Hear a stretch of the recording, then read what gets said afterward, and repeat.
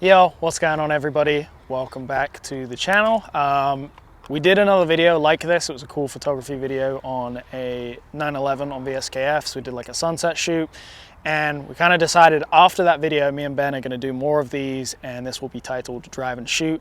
If you guys aren't familiar, I've done a line of merchandise on Drive and Shoot. We had some really cool designs, and I'm going to do more in the near future, but this is just a cool way for us to kind of share some like insight and stuff on the way that we shoot pictures. And so today we wanted to do a shoot that is focused around detail shots. This is something that is often overlooked when shooting a car, and kind of being able to tell a story or even show the character of a certain vehicle.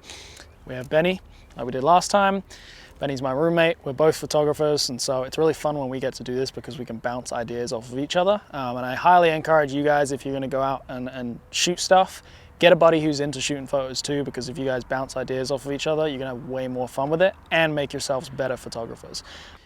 Today's subject is my Toyota Crown Majesta. This thing is bone stock. Now, the reason that this is good is because this is an imported car from Japan. There is a bunch of really interesting stickers and details and just features on this car that you wouldn't see in every other car. So it's a great car to show details on. So we're gonna pass over to Benny and explain what he's doing. So we got here and I thought we would have more sunlight than we did, just like the last shoot. But it's already going behind the mountain. So yeah, we just found this spot like like 5 minutes ago. We were just driving by and found it.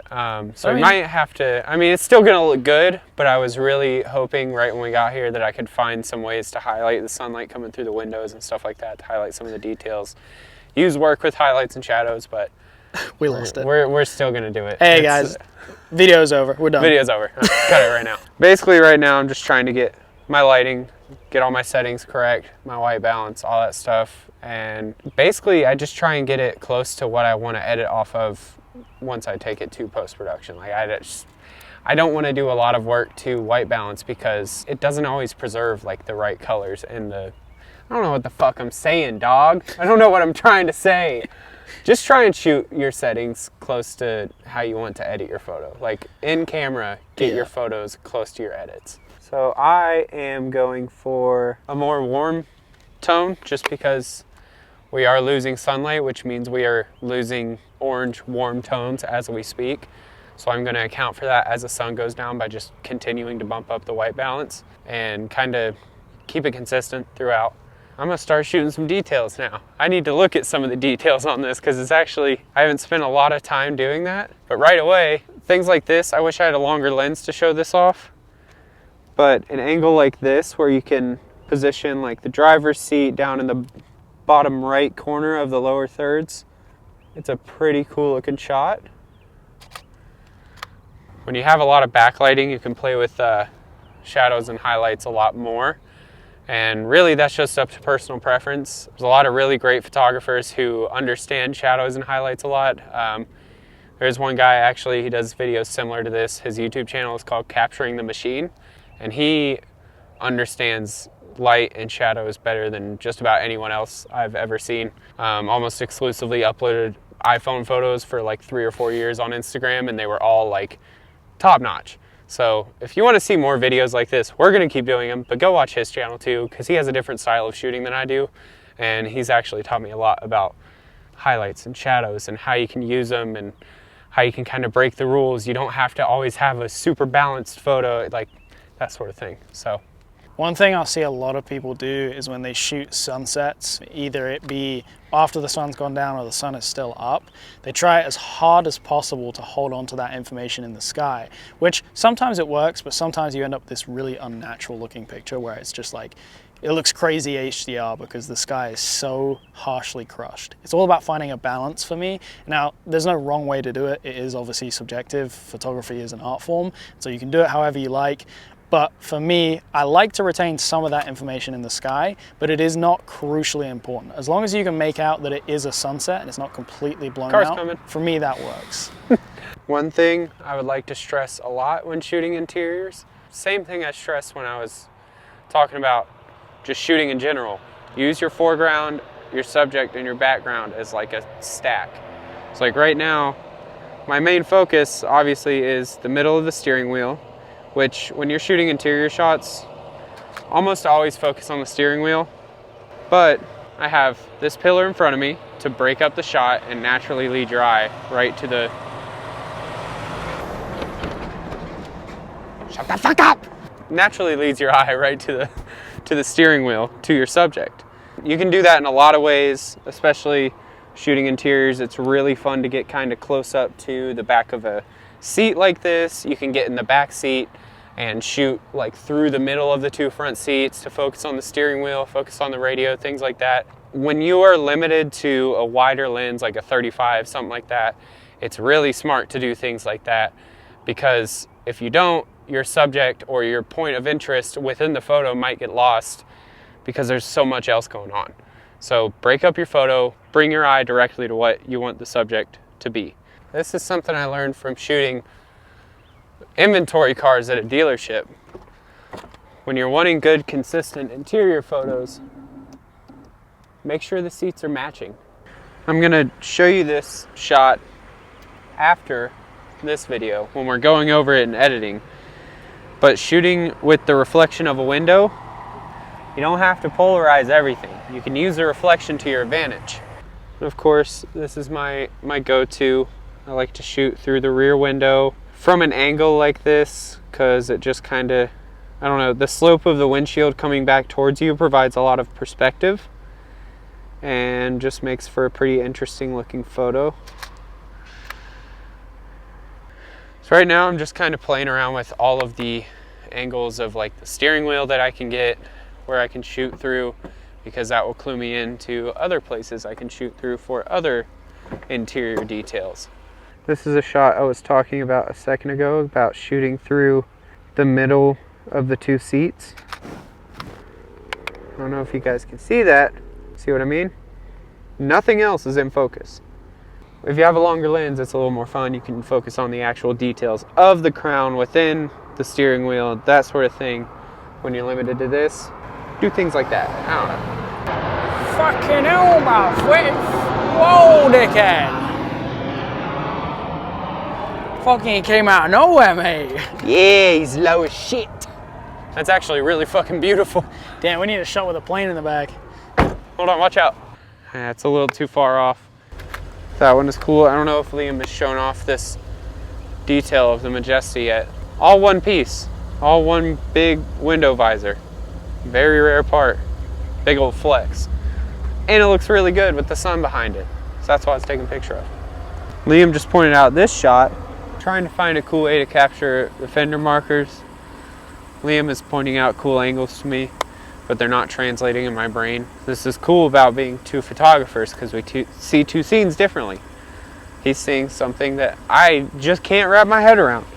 Liam, would you ever so kindly explain to them what you will see? All right, if I set my camera about 35, I'm imagining like low angle right here. The fender marker is just high enough above. Put that on like the top rule of thirds even. That, or just bringing this up somewhere in the middle of the windshield, kind of like that. And then you're just getting this nice lighting off the side of the car right here, but the focus is on the fender marker. This is a struggle with shooting through the viewfinder. Can't get focus because the Nikon autofocus system isn't good unless you're using live view. It's kind of a detail, but if you stand in the right position right here, you get it so that the shadow reflection is right on this upper body line, and then above it is all sky, like that literally defines that line perfectly, and then it rolls off around the corner. That's kind of a cool shot. Even if you get closer, you can still do the same thing. Boom, right there. Gas cap door. So the nice thing with shooting this time of day is perfect. You can see what's going on in the reflection underneath. There's a lot of trees and stuff like that. But as soon as you hit this body line with the shadows, it literally just cuts it in half. Yeah, that's sick. So shooting with a polarizer can be kind of tough when you're shooting interior shots, but it is still smart to use it, because there are times where, see, like right here, there's a reflection on this steering wheel. I just turn the polarizer, I can get rid of that reflection.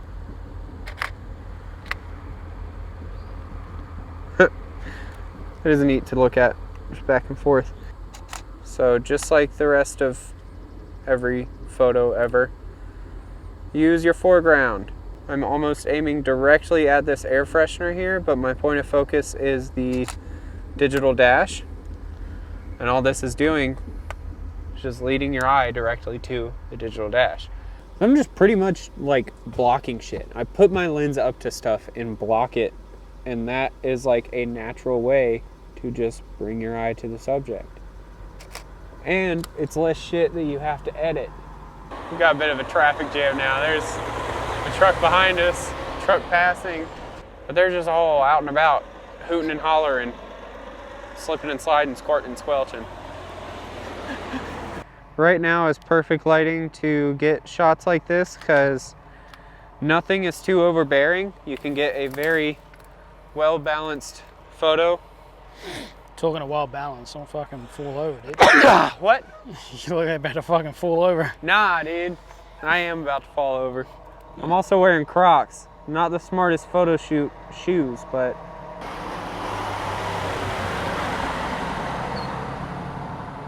basically right here, there's a lot of cool colors going on. There's blue at the top of the trunk. There's blue in the license plate. There's the orange lights, the license plate lights. And the red is very nice and subdued and diffused because old taillights are better than new ones, dog. LED taillights, I have them, they're not the move. This shit was cool. The only issue is I'm probably gonna have to clone myself out of this shot. So watch for things like that. Watch for your own reflection. I don't know how easy I can't fucking talk. I don't know how easy it is to clone myself out of that photo, but we're gonna give it a shot. Liam just trekked up here, so I'm gonna see what all the jazz is about. Fuck! Oh, this is a cool shot, actually. Ooh, in situations like these, I've seen a lot of people do this sort of shot. Is it a picture of me? No, Taking a picture I was trying to get the right angle. This shot is especially cool because when you're up on a hill like this, you can frame things a lot different. This would be a really cool vertical shot right here. Ton of foreground that leads into it that will be like super out of focus right here. Leads into that. Ton of background that's really high. Like, yeah. Boom, symmetry. Kind of like that. I'm gonna go down a little bit lower for this vertical shot. Come on.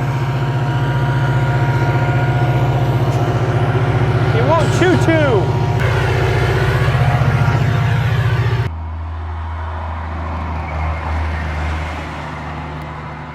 I still haven't got a lot of detail shots. I'm sorry.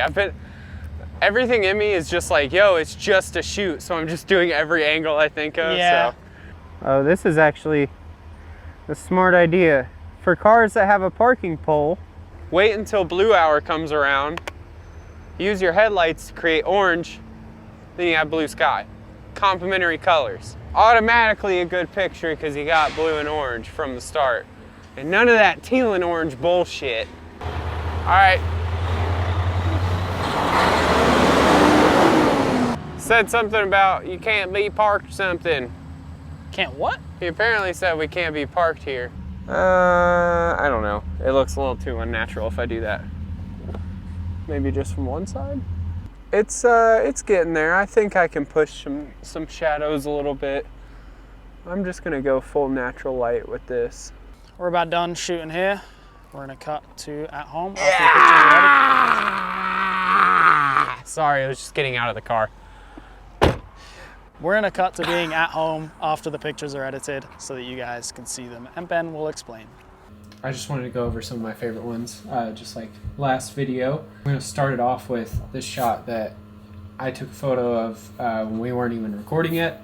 It was when the sun was just about to dip behind the mountain, which, like I mentioned, we're really good at timing up these shoots.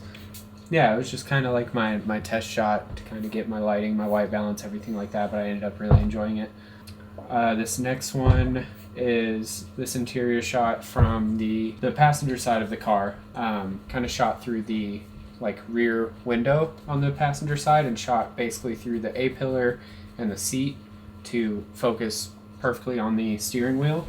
Basically, it's just stacking the foreground and the subject in the background. Fuck off, Dolly. I love you. I think my favorite part about it, to kind of show off the foreground itself, or the foreground is the reflection on the bottom of the photo off the window. Just kind of breaks it up a little bit more and pulls you into the point of focus a little bit better. This next one it's a pretty simple shot, but I feel like I pulled a page right out of 6 Speed Soul's textbook, because he kind of is, I mean, he's really good at showing off these details of cars from like kind of an upward angle, something I don't see a lot of people do. So I wanted to give that a shot, and it's of just his sun visor on the Crown. I really like how it turned out. The framing is cool, how the car kind of falls off on either side and blends just with the rest of the background. Really like how dark the inside of the car is, because it shows off the edge of that sun visor, or the rain visor, wind visor, whatever you want to call it. Shows it off really well. This next one is from up on top of the hill over on the driver's side of the car. I was able to get down really low and use the hill as that foreground on the left side of the photo, but still be far enough away from the car to where I could capture the entire scene. That's one thing that I've taken a lot of inspiration from Instagram name is 2319, spelled all out just like that.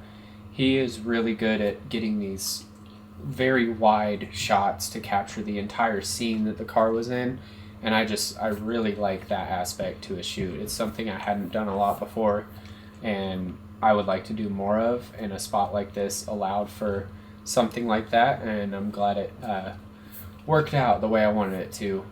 The next photo is a pretty simple photo just of the parking pole, but one of the main points of the shoot was to capture some of the details, and really like how this one turned out.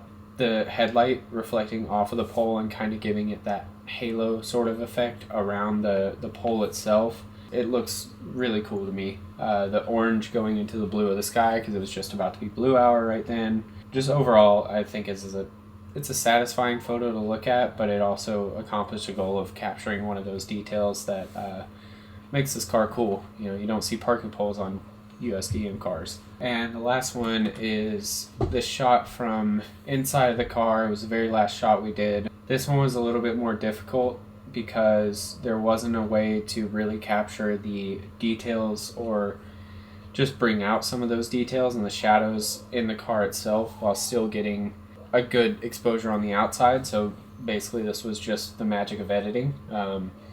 Took the photo how I wanted it and got my exposure correct, and then when I went in to edit it, I did a gradual filter from the bottom of the photo up and just like smashed the exposure up as far as I could. Well, not as far as I could, as far as what looked good to the photo without it being overbearing, but it was able to bring some of those shadows out, bring some of the details out in front of the point of focus to really allow yourself to know what you were looking at. Basically shoot a POV shot from the driver's seat, you know, what you'd be looking at when you're sitting in the driver's seat of this car, and I feel like this captures that really well. Yeah, that's pretty much all my favorites from the set. It was a pretty quick shoot, but it was a lot of fun, and I'm excited to shoot the car more in different situations and keep making videos about shooting cars. Alright, thanks for watching, y'all. Peace out.